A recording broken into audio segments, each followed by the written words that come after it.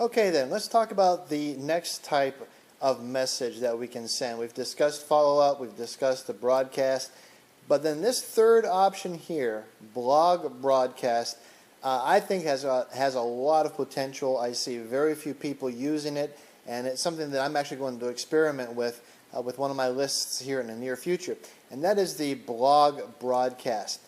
So let me show you how this works. I've selected the list I want to work with right now. So I've selected my Marketing Tools Today list. And I'm going to go ahead and select the blog broadcast. Now the first thing that we need to do is to create this blog broadcast. And so clicking on the link there will do that for us. And what it needs to know is what is the RSS feed that we want to start sending out to our mailing list. Well, that's simple enough. Let me pop on over to my Marketing Tools website.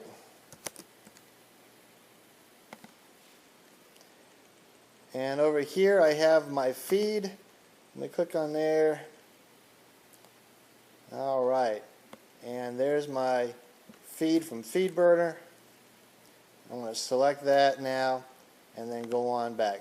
So I've copied it, and now I'm just going to go ahead and paste it right there into my list. Now I have several preferences that I can choose, and basically what this is going to do is as soon as I enter a blog entry on my website, it's automatically going to email that entry, or at least a part of it, to everybody on my mailing list.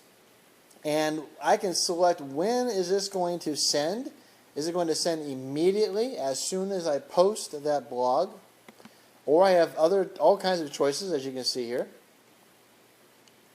I'm going to go ahead and keep the immediately option. It also wants to know here about sending it when the number of items is at least 1. In other words, if I have at least 1 new item, it's going to go ahead and send it. Or send it on a specific date. So what I can do is I can set this that it will automatically send when I get 2 or 3 messages or more. I'm just going to leave it at 1. Or I can just have it send automatically on a specific date. Every Tuesday, for example. Now the trick with this is, though, you've got to make sure that you have entries into your blog that have been new, or else they're just going to keep getting the same information over and over again. So I'm going to go ahead, I'm going to set this up that anytime that I have a new item, at least 1 new item, it's going to go ahead and send it. And I'm going to tell it to send it automatically. I also can still track my clicks inside of that message. I'm going to go ahead and do that. And now I have to select a template. Now, there is something important that you have to do here in the selection of the template.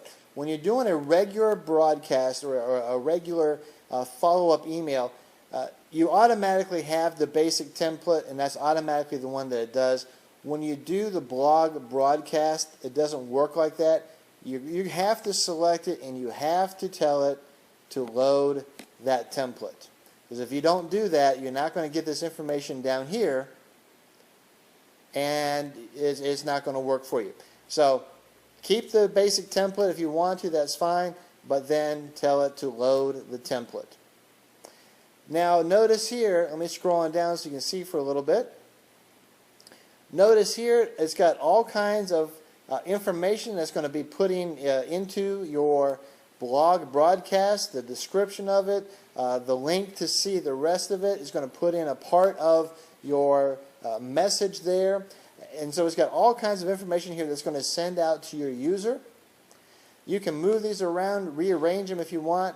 You can even look up in the help section what each of these particular coding, what those mean. So you can really personalize it there if you wish. Or you can even just use the HTML one. So you have lots of different options there with the blog broadcast. And then once you've done that, you simply just go ahead and you tell it to save.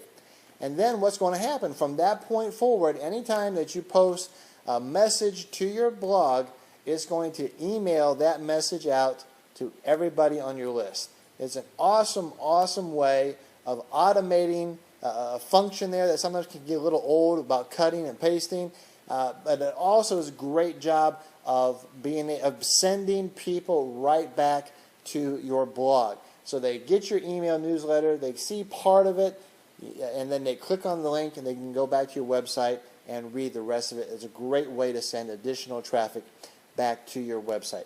So that's it there. That is the blog broadcast feature of Aweber.